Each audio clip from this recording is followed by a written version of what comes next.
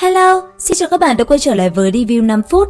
Ở cuối tập trước, trong lúc Độc Cô Đình Phong đang tra hỏi tên yêu nhân xấu số kia để tìm sư tổ của mình thì Tử Dương đã xuất hiện. Nhìn thấy con vật nhỏ xuất hiện trở thành tọa kỵ của Tử Dương, Đình Phong vô cùng hiếu kỳ và thích thú. Trái lại thì con quạ kia vô cùng mất mặt trước thuộc hạ của mình. Thế nhưng ai bảo nó không đánh lại Tử Dương, vì thế nó chỉ có thể nhẫn nhịn chịu đựng bị Đình Phong và Khổng Viêm xoa đầu. Đang trong lúc Tử Dương đăm chiêu suy nghĩ về chuyện của sư phụ mình thì ở cách đó không xa có động tĩnh lớn. Cảm nhận được hơi thở quen thuộc của đồ đệ mình, Tử Dương lập tức ra lệnh cho con quạ đưa mình tới đó. Lúc này, ở sâu bên trong khu rừng thuộc lãnh địa ma vực, Ngư Tam Nương theo lệnh đã tới đây tìm Tử Dương. Tuy nhiên, nàng còn chưa liên hệ được với lão tổ thì đã bị một đám tộc nhân ma vực ngáng đường, hiếm khi chứng kiến mỹ nữ xuất hiện ở nơi này, bởi thế đám người kia liền nổi lên ham muốn. Rất nhanh, bọn chúng đã tiến lại gần muốn giở trò đụng chạm lên thân thể Ngư Tam Nương. Đúng lúc này thì nàng chợt động, nháy mắt đã xuất hiện trên không trung. Bình thường, tính tình nàng đã không được tốt cho lắm, từ khi gặp Tử Dương đã hỏa hoãn đi vài phần. Thế nhưng hôm nay gặp phải đám người này, nàng đã thực sự nổi giận. Chính vì thế, một trận chiến đã liền diễn ra khi một tên trong số đám nam nhân kia xuất thủ. Ngư Tam Nương lập tức phân thân, trên tay nàng cây đàn tỳ bà cũng phóng ra công kích. Tuy nhiên, Tam Nương không ngờ được rằng đám người này có thực lực rất mạnh. Bởi vậy, sau một hồi giao chiến, nàng đã bị bọn chúng đánh cho ngã sõng xoài trên mặt đất. Đến lúc này thì nàng chỉ còn đường liều mạng với bọn chúng. Một đóa hồng khổng lồ xuất hiện sau lưng Ngư Tam Nương, sức mạnh của nàng nháy mắt bạo phát.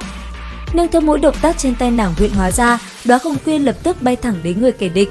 Thấy nữ nhân xinh đẹp trước mắt kháng cự như vậy, rốt cuộc đám người kia cũng nghiêm túc hẳn lên.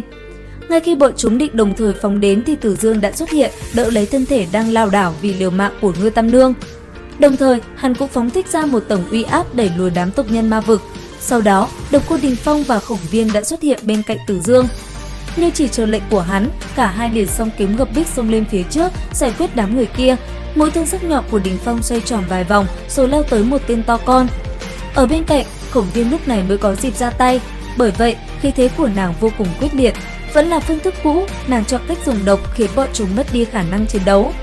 Lúc này, dựa vào lồng ngực Tử Dương, trái tim Ngư Tam Nương lại lệch mất một nhịp. Đây đã là lần thứ hai Tử Dương thể hiện một màn anh hùng cứu mỹ nhân. Ấy vậy mà cảm xúc trong lòng nàng vẫn không khác so với lần đầu. Ở phía trước, không tốn quá nhiều thời gian, Độc Cô Đình Phong và Khổng Viêm đã khiến đám người kia phải đầu hàng xin tha mạng. Cầm đầu đám yêu nhân này là một kẻ có hình thù quái dị rất giống mỏ chim ưng. Thấy tộc nhân của mình bị khống chế, gã đang chuẩn bị chạy trốn thì đã bị Tử Dương phát hiện. Không tốn quá nhiều sức lực để bắt được hắn, Tử Dương ung dung ngồi trên một mỏm đá bắt đầu thẩm vấn đám người kia.